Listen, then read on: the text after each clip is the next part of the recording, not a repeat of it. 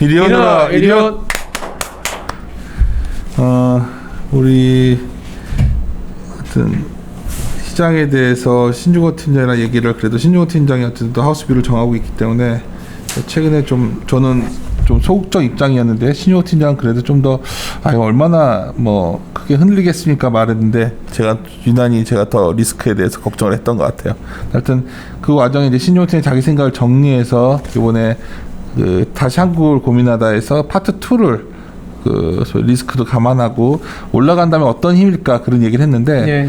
결론적으로 어때 보여요, 신 팀장? 지금 뭐 앞서 이제 저희 이코노미스트도 그런 내용을 했겠지만 아직 영상을 잘 못 봐서 뭐 앞에 어떤 현상이 발생할지는 잘 모르겠는데, 뭐 약간 단기적인 얘기를 해드려야 참 좋긴 하겠지만, 아주 구조적인 걸 생각해 보면은 우리나라 내수 시장이라는 게 그렇게 폭발적으로 증가하는 시장은 아닐 거라는 게 뭐 직관적이든 아니면 분석을 통해서든 나오는 부분이다 보니까 이 여러 데이터들을 통해서 내수의 폭발적인, 내지면 어떤 계속적인 증가가 없는 시장의 흐름을 보면 추세적인 상승을 갖고 가 있는 장이 좀 아니더라는 얘기를 좀 드리고 싶은 거고요.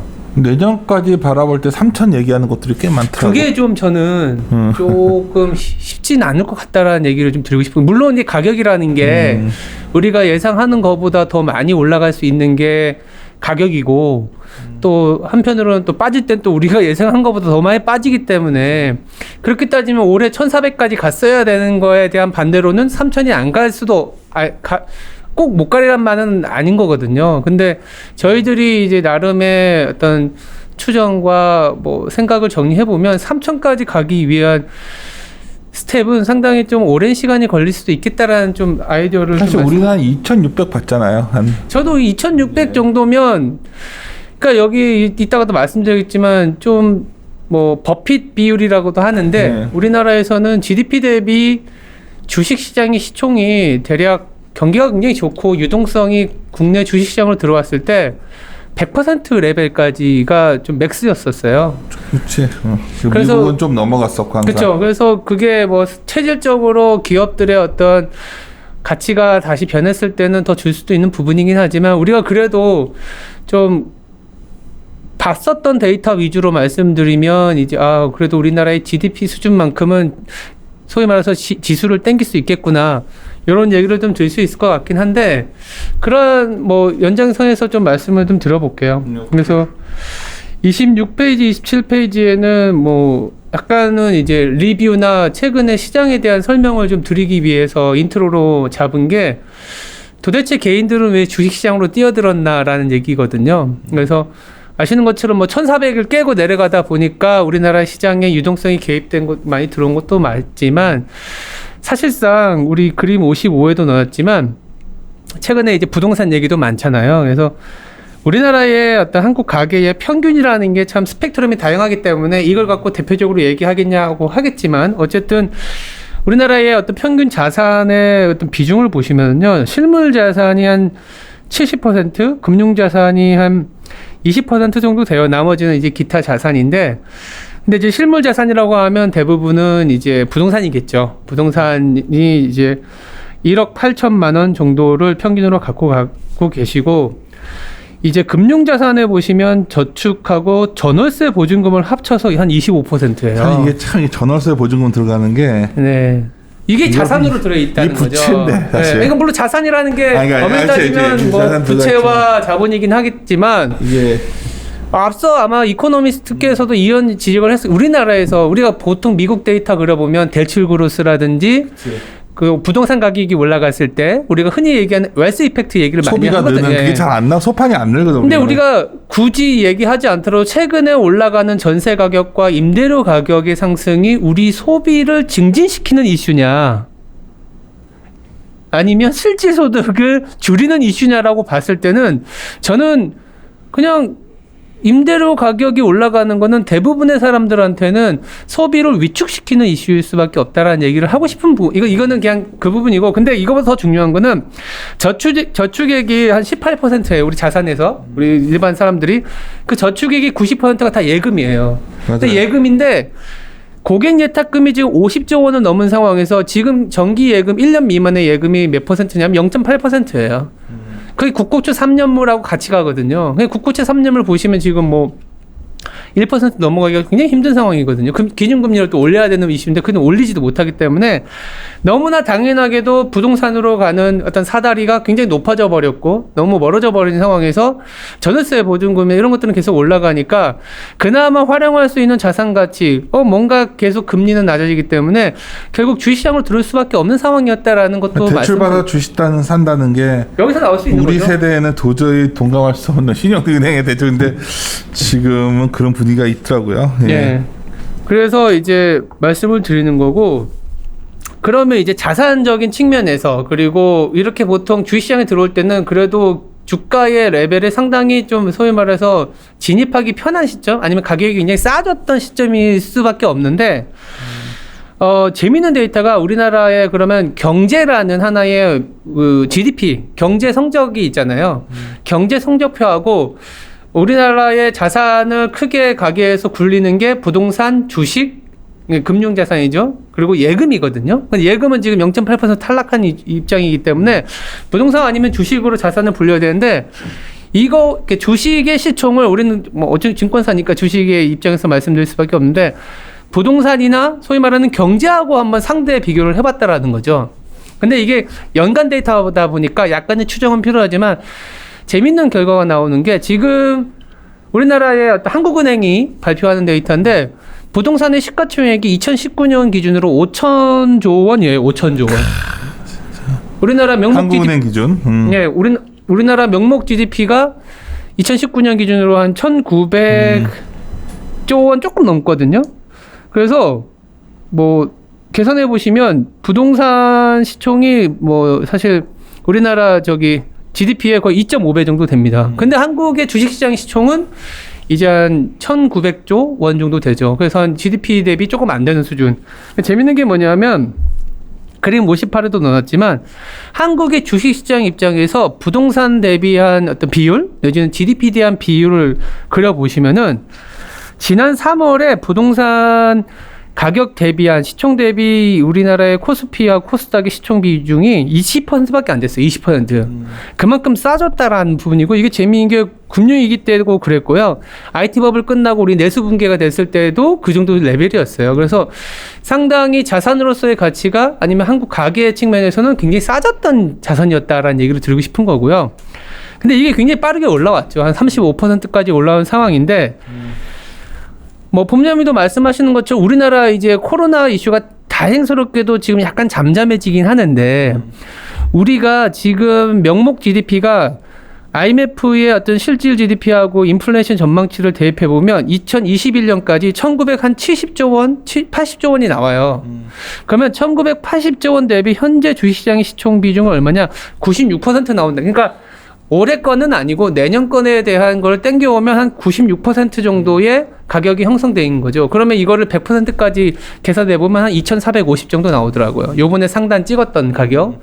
그러니까 그 정도가 어쩌면 리즈너블한 가격대인 건 맞는 것 같아요. 우리가 사실 지나고서는 2,450 정도, 내년에는 2,600, 네. 올해 맥스가 2,400 정도 얘기를 해왔는데 거기 여기에서 사실 이거 넘어와서 우리 약간 그런 것도 있었어요. 솔직히 말씀드리면. 근데 가격이라는 게 이게 페어밸류라고 하더라도 그 페어밸류도 가정이 들어가는 거고 그 가격에서 또 왔다 갔다 하는 심리적인 이격이 여하튼. 있기 때문에 근데 이제 또 재미있는 거는 부동산 대비해서는 뭐 보통 2017년이나 2010년, 뭐 2007년처럼 경기가 좀 좋아지고 그리고 어떤 경기가 외적인 어떤 이를테면 달러 약세라든지 글로벌 어떤 무역 환경이 괜찮아졌을 때는 부동산 대비 한 40% 이상은 받았거든요. 그런데 그렇게 계산해 보니까 또 2,600이 나오더라는 얘기죠. 그래서 왜냐하면 왜 이런 툴을 갖다 제시를 드리냐면 자산적인 측면도 있지만 한국의 주식시장이 갖는 의미 중에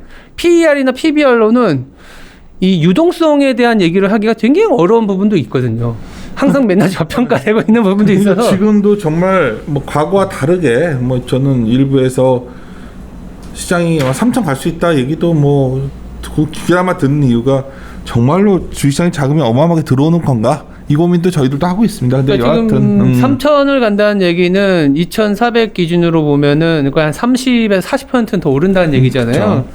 그럼 30에서 40%면은 우리나라 시총 2,000조로 따지면 2,300에서 2,500조가 돼야 되는데 그러니까 2,300조가 되려면 내년 우리 GDP가 잘 줘서 우리가 리비전 업돼서 2,000조 된다 그래도 내년 GDP 대비해서 130% 정도의 GDP 비율을 갖고 가야 돼요. 우리가 한 번도 가본 적은 없는 그 거죠. 얘기는 뭐냐면 이제 미국 같은 데는 가주니까.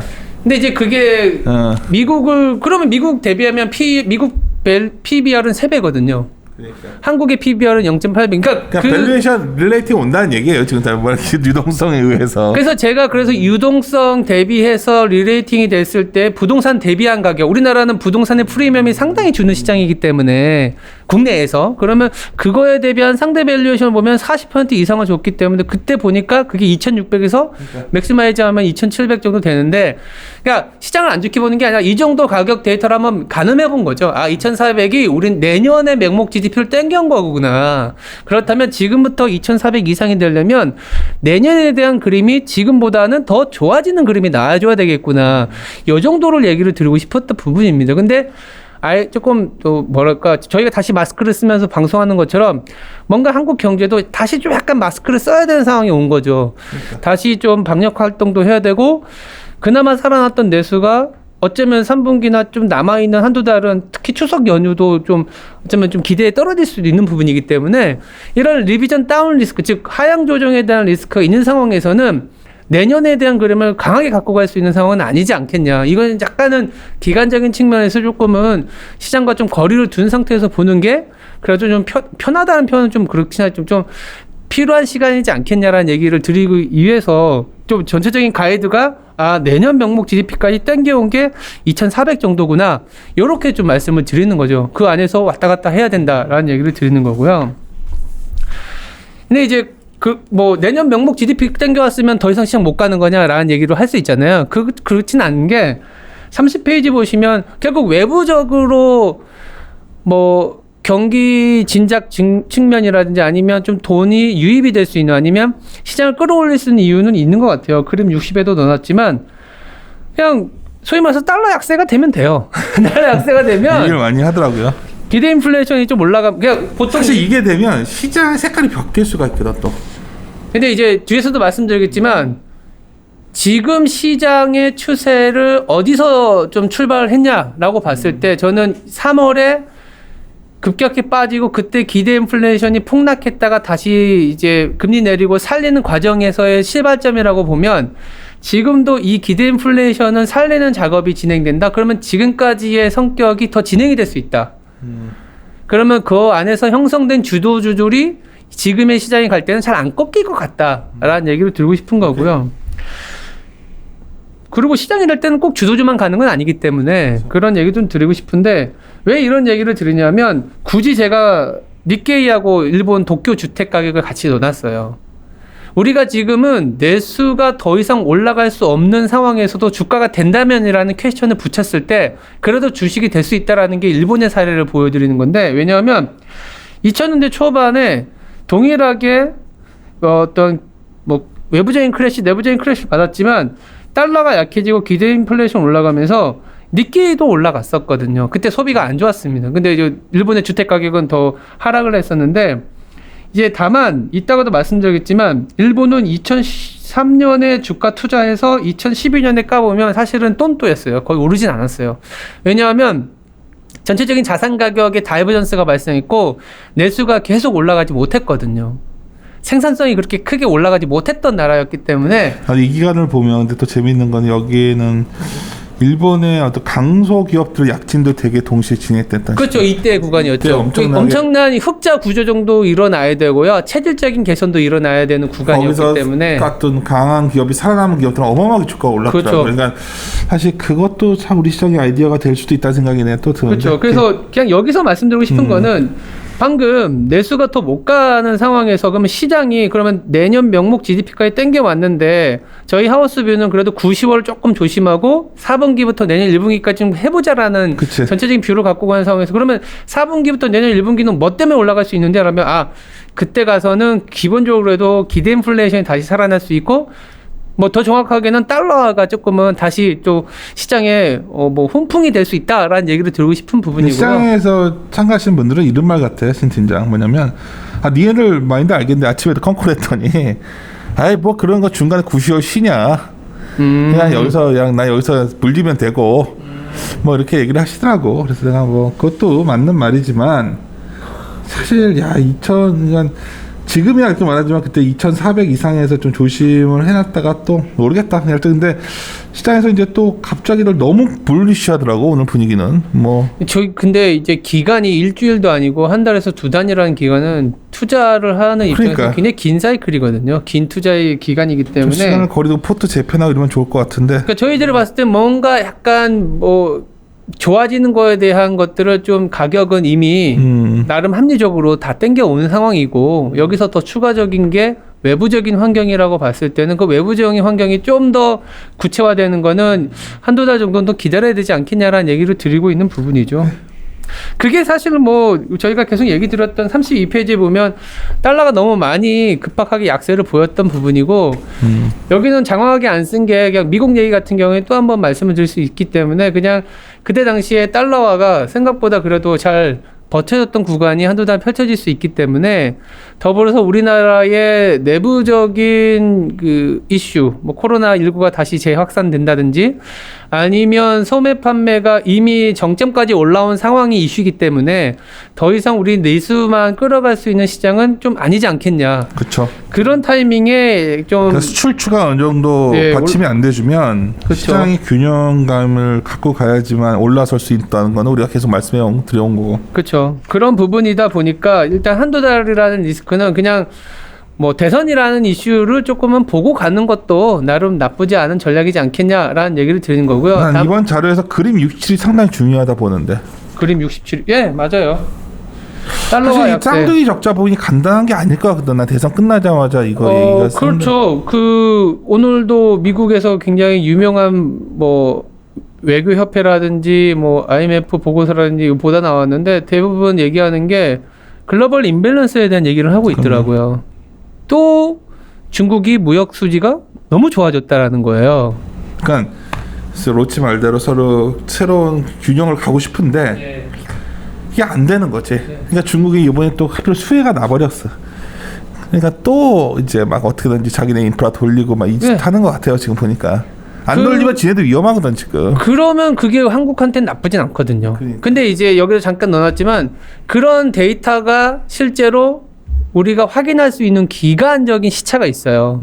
90월은 돼야 되거든요. 그래서 지금 8월 중순이기 때문에 아니면 뭐 벌써 8월 말이긴 하지만 그래도 한 달 이상의 시차가 있는 상황에서 달러가 너무 급하게 빠졌다라는 부분들. 그렇지만 아주 장기적으로 봤을 때는 미국이 쌍둥이 적자가 금융 위기 때만큼 많이 벌어져 있는 상황이기 때문에 그냥 간단히 생각하시면 될 것 같아요. 그냥 쌍둥이 적자라는 거는 무역 수지가 적자고 재정 수지가 적자잖아요. 그럼 미국 입장에서는 재정 수지가 적자라는 거는 재정 수지가 다시 개선되기 위해서는 미국의 기업들과 가게가 소득세를 낼 수 있고 법인세를 낼 수 있게끔 만들어줘야 돼요. 그러려면 내부적으로 돈이 돌게 하는 재정 지출도 하지만 외부적으로 돈을 벌어봐야 되거든요. 당연하죠. 그러면 무역 수지가 개선돼야 되는데 개선되려면 누군가가 자기 물건을 사줘야 되고 그렇다면 달러 강세보다는 달러 약세의 그림이 필요한 단계가 미국이라는 부분을 말씀드리는 부분이고요. 그게 바이든이든 내지는 트럼프가 되든 대선 이후에 재선이 성공하든 초선이 되든 그러한 전체적인 대외 관계를 가져갈 수 있는 환경이 대선 이후에는 펼쳐질 수 있다라는 게 저희들 생각이기 때문에 그랬을 때는 한국 시장에도 뭐 약간의 어떤 출렁임을 거짓고 나면은 다시 좀 힘이 될 수 있는 상황이지 않겠냐라는 얘기를 드리는 거고요. 그러다 보니까 굳이 만약에 그럼에도 불구하고 글로벌이든 내부적으로 주식이 조금 아까 GDP 대비했지만 글로벌하게 봤을 때 뭔가 시장의 탄력이 좀 둔화되는 시점은 어디겠느냐라는 얘기를 할 때는 저는 그냥 배당 수익률이 글로벌 배당 수익률이 미국 채권 수익률 하회하게 되면 주식이 조금 매력이 없어지더라. 그러니까 한 2010년부터 지금까지 글로벌 배당 수익률이 한 2% 정도 되거든요. 2% 초반. 근데 미국채보다 글로벌 배당 수익률이 높은 상황에서는 채권 대비 주식의 배당 캐시플로가 좋다 보니까 자금이 들어왔는데 미국채가 2% 레벨까지 올라가면 미국의 장기 평균 성장률이 3%가 안 되기 때문에 2%까지 올라간 국채가 굉장히 매력적으로 변하는 거죠.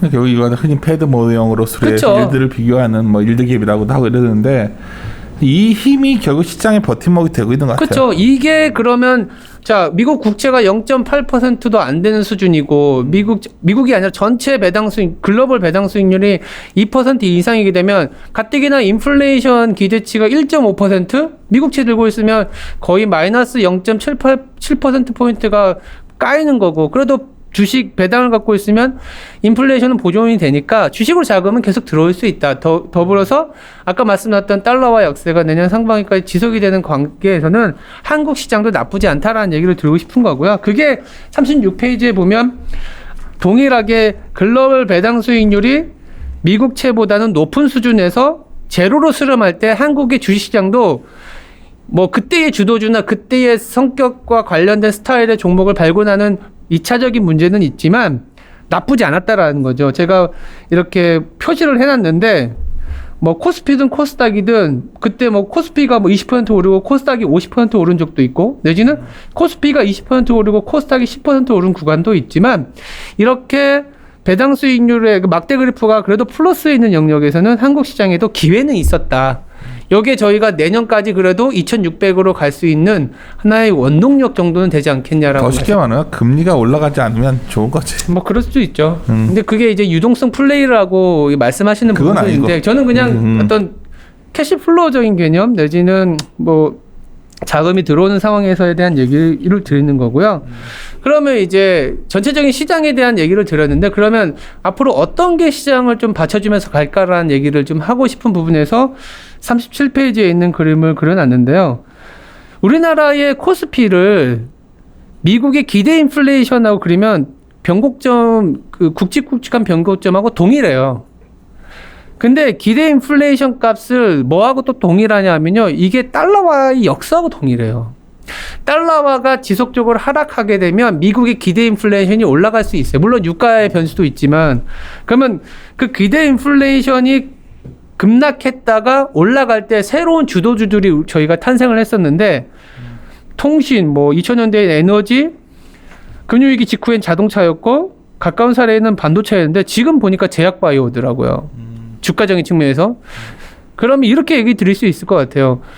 시장이 우리가 얘기한 것처럼 내년 그래도 4분기와 1분기까지 갈 때 제약바이오는 꺾이겠습니까 하면 이 데이터를 보면 꺾이진 않을 것 같다. 제약바이오. 그래서 저희가 시가총이 큰 것 중에 뭐 세트리온이나 삼성바이오로직스 이런 것들이 계속 굳건하게 가는 이유도 여기서 좀 찾을 수 있을 것 같고요.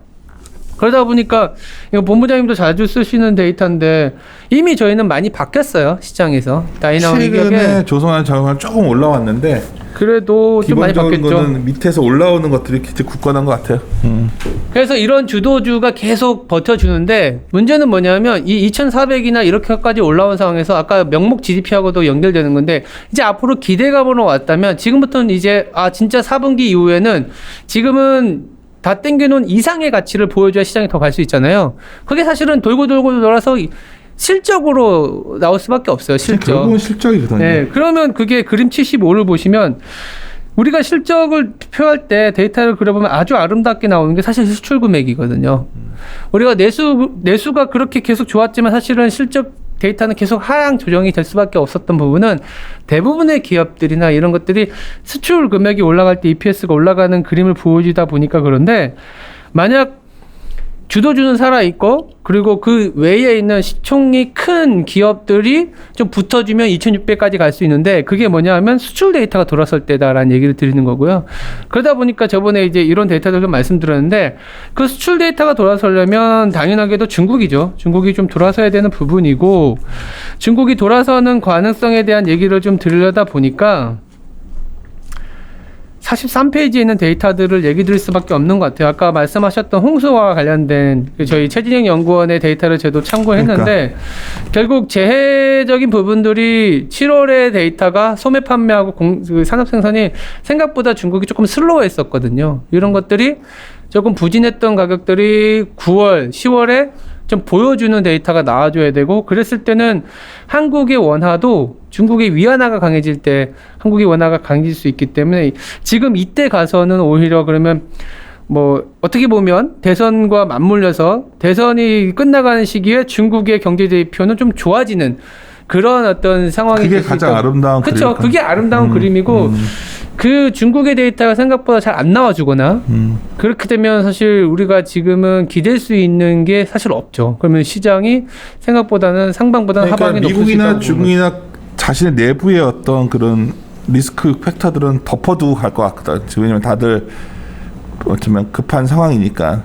근데 이제 이건 아름다운 그림이고 이게 여기서 좀 삐걱거리면 참 머리 아파질 수도 있는 되게 그렇죠. 왜냐하면 중국이 좀 올라서야 되는 게 계속적으로 그렇다고 해서 시가총액 10% 정도 되는 헬스케어나 아니면 언택트 종목들로만 시장이 계속 갈 수는 없거든요. 그러니까 그 소위 말하는 우리가 계속 고민이 될 수밖에 없는 건 그러다 보니까 44페이지에 있는 반도체인데 반도체 뭐 디램 가격이나 이런 게 계속 빠지다 보니까 최근에 주가도 안 좋은 부분도 사실 있지만 또 역으로 얘네들이 이제는 매력적인 가격이 온 상황에서 실제 펀더멘털이 돌아설 수 있다는 기대가 생기면 2,400 레벨이 2,600까지는 다이렉트로 갈 수도 있는 상황이죠. 결국 내년 초에는 정말 이게 한번 수요가 좀 생기면서 이게 올라와 줘야 되는 상황 같아요. 지금 컨센 상황으로는 내년 1, 2분기가 좀 뭐 영업이익 비중으로는 바닥이지 않겠냐. 근데 그 이전에 주가가 좀 한 3, 4개월 이전에 돌아섰으니까 최근에 사실 시장에 대해서 많은 분들이 왜 자꾸 그러자 그러는데 이제 원래 나는 좀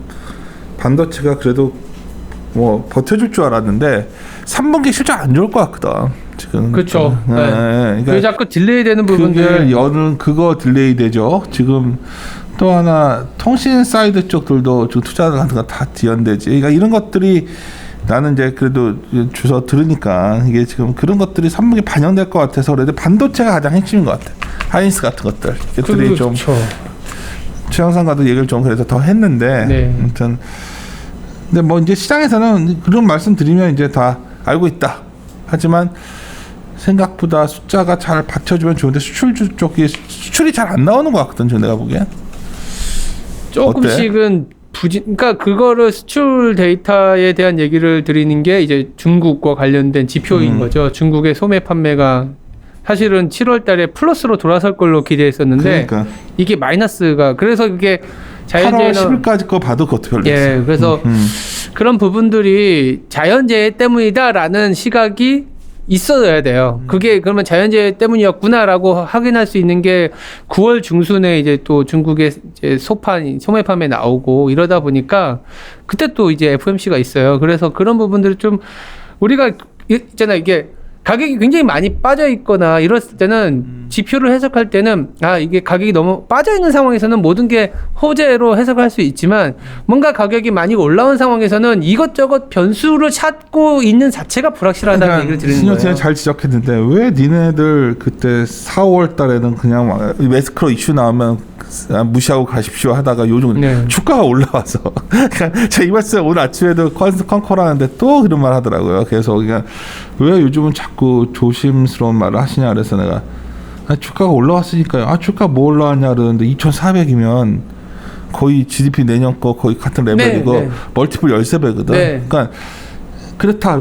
그게 뭐가 중요할까? 유동성이 있었는데 과거에도 근데 이런 뭐 요번만 그랬던 게 아니잖아. 과거에도 유동성이 증시에는 한 번씩 크게 들어올 때마다 갔던 레벨을 벌써 가고 있으니 그걸 이제 말씀을 드리면 의외로 데이터에 대해서 잘 인지 못하시는 분들도 많더라고. 그래서 처음에 이제 장황하게 내년 명목 GDP 1970조를 지금 향해 가고 있었고 거의 다 왔기 때문에 이게 1970 우리 지금 시총이 1970조가 아니라 1400조, 1500조면 그래도 뭔가 좀 해볼 만한 여력이 있는데 지금은 다 위에 올려 붙여준 상황에서 중국도 봐야 되고 코로나도 잡히는 거 봐야 되고 미국 대선도 봐야 되고 이런 변수가 많아진 게 리스크라는 거죠. GDP에 많이 붙어 있으니까 예를 들어서 우리가 연간으로 만약에 27일 날 당장 수요일이에요. 27일은 목요일인가? 24, 25, 20 목요일이네요. 목요일 한국은행에서 이제 전망을 낮추겠죠. 그렇게 되면 GDP라는 것도 우리가 기대값보다 더 낮아질 것 같거든 이게. 그렇죠. 만약에 한은에서 우리가 배드 시나리오 2%대 내기 시작하면 역성장하는 거야 올해.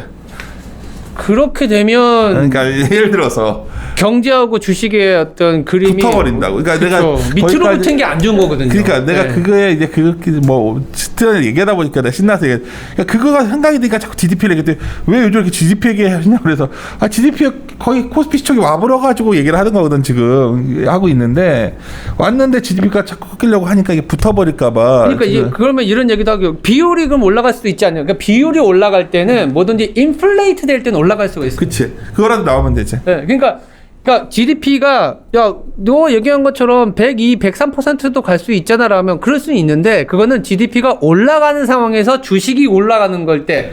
근데 그래서 GDP가 내려갈 때 다행스러운 건 되게 걱정은 많이 했는데 코로나가 확산이 잘 더 크게 안 되고 오늘 아까도 뭐 정점 찍은 것 같다고 또 얘기를 하더라고요. 근데 그렇게 돼서 뭐 성장률 전망치가 안 낮춰지면 근데 하나 걱정은 이미 우리가 다 마스크를 쓰고 있고 다 외식을 안 하고 거리에 사람이 줄어버렸단 말이야. 그러니까 경계라는 건 그건 모빌리티인데 모빌리티가 주는 상황에서 과연 우리가 생각했던 그리고 한 그 GDP 레벨이 올까? 하여튼 이거 말하다 보니까 그런 얘기가 겹치니까 요즘 제일 고민이 됐던 상황인데 오늘 내가 놀란 거는 야 정말 아무 이런 거 필요 없다. 그냥 유동성으로 설명하면 된다. 분위기가 너무 세네 진짜. 그래서 저 부동산과 우리나라 개인들이 왜 주식시장에 뛰어들었는지부터 말씀을 드렸던 부분이고요. 그런 상대적인 접근도 뭐 정책의 방향성에 따라서 주식시장으로 온 건 맞는데 그래도 무조건적인 건 없다라는 생각에서 좀 얘기를 드리는 저희도 틀릴 수 있습니다. 뭐 그럼요. 그렇지만 저희들이 봤을 때는 기본적으로 지금 많이 붙었다. 지금 여러 가지 변수들이 똑같은 변수라도 가격이 빠졌을 때는 우호적으로 해석을 되겠지만 뭔가 이제 조금 더 괜찮은 데이터를 바라는 단계까지 왔을 때는 조금 이런 그 뭐 중국의 어떤 개선이 더 돼야 되고 FOMC가 좀 더 좋은 얘기 해줘야 되고 연준이 뭐 미국 대선도 우리한테 대외적으로 나쁘지 않은 그림도 봐줘야 되고 이런 자체가 사실은 기간이고 할인율이다. 이 정도 얘기해서 좀 마무리를 하면 될 것 같습니다. 마무리를 했다고? 네, 요 뒤에 거는 그냥 참고로 넣었어요. 근데 이거 하나만 그러다 보니까 지금 시장에서는 어쩌면 오늘도 우리 신신장도 아까 내려갔다 오고 나도 그러고 바빴잖아요. 근데 이제 공통적인 얘기가 결국 시장이 이러한 여러 가지 이슈의 문제점에도 불구하고 이 또한 지나가리라? 뭐 이런 분위기가 진짜 팽배한 것 같아 지금. 이 또한 지나가리라. 뭐 그런 리스크 요인들 다 반영한 거 아니냐. 근데 나 이제는 참 헷갈리네. 왜냐면 나는 리스크 요인이 반영이 다 안 끝났다 보는데 신시한 생각은 어때? 솔직히 뭐 내 생각 이거는 뭐 이 시간에 다 같이 어시스하게 얘기하잖아. 그냥 저는 여전히 가격 상태가 싸지도 비싸지도 않은 상황이다라는 측면에서 보면은 지금 상황에서 나오는 이슈나 데이터나 아니면 또 다른 변수는 그렇게 시장이 우호적이지는 않을 것 같아요. 그리고 우리가 매월 체크하는 데이터가 결국 펀더멘탈과 관련된 데이터일 수밖에 없는데 또 그 수출이거든요. 근데 그리고 내수는 여기는 좀 건너뛰었지만 우리가 평균적으로 내수는 월간 진짜 잘 나올 때는 42조 원 정도 나오고 수출은 한 500억 달러 정도 찍히는데 지금 우리 내수 같은 경우에는 5월, 6월 두 달 연속 40조 원 이상 찍었어요. 그만큼 뭐냐면 내수가 좋았죠. 그러니까 그때는 재난지원금도 그쵸? 있고 지금 그만큼 안 나온다는 그 이상 나올 수 있는 상황을 만들려면 수출이 더 나아져서 고용도 80만 명이 사라졌었는데 다시 계속 늘어나야 되는 모멘텀이 와줘야 되는데 지금은 물론 방역이 잘 돼서 코로나 이슈가 줄어들긴 하겠지만 그거는 코로나 이슈가 줄어드는 거지 실제 소비나 실제 고용은 이렇게까지에는 40조 원 이상을 계속 찍어준다라는 정부가 기대가 떨어지는 거죠. 고용 유지를 위한 여러 가지 정책들이 있었는데 그것도 재원이 고갈되고 있는 것 같아요. 네. 지금. 그러니까 9월 되면 상당히 힘에 부치는 상황이 왔고 결국은 그래서 그러다 보니까 남은 게 결국 또 수출이다라는 얘기를 할 수밖에 없는데 수출이 다행스럽게도 바닥에서 조금씩 올라온 건 맞아요. 근데 굳이 아까 중국 데이터와 달러를 얘기 드렸던 이유는 뭐냐면 중국 데이터가 찍히는 게 생각보다 그렇게 이쁘진 않거든요. 지금 그러니까. 단계에. 그래서 이게 그러면 이것만 해도 확인하고 가자. 근데 그 사이사이에 나오는 이슈들은 뭐 미국 입장에서는 또 약간의 화해라든지 무역 수지 이렇게 잘 나왔네. 니네 왜 뭐 무역 갈등과 관련된 이슈 잘 챙기지 않아? 이런 식의 뉴스들은 지금 단계에서는 그냥 묻어두고 가기에는 가격적인 측면에서는 그렇게 녹록한 상황 아니다. 이 정도로 저는 보고 있습니다. 맞습니다. 하여튼 잘 더 데이터를 보고 우리는 많은 분들이 EBS는 왜 이렇게 저번에는 세게 말하다가 요즘 그러냐고 하도 오늘 그냥 그런 전화를 많이 받아가지고 내가 그냥 사내외에서 우리 항상 원래 비슷한 톤인데 네. 어렵네. 하여튼 우리가 한국을 고민하다 두 번째 시간 들었고요. 결국은 아까 GDP와 여러 가지 비교했을 때 저희는 한 2,400대 이번에 2,450이 나름대로 의미 있는 단기적인 주가 수준이었다 보고 있고 위는 한 2,600 이상을 열고는 보고 있는데 그거는 결국 내년에 큰 방향성이 그래도 잡혀야 되는데 아직은 약간 불확실성이 있다 보니 시장과 약간 거리를 두면서 네. 가고 있다는 걸로 네. 정도로 요약하겠습니다. 예, 마무리 짓도록 하겠습니다. 이리 오너라, 이리 온!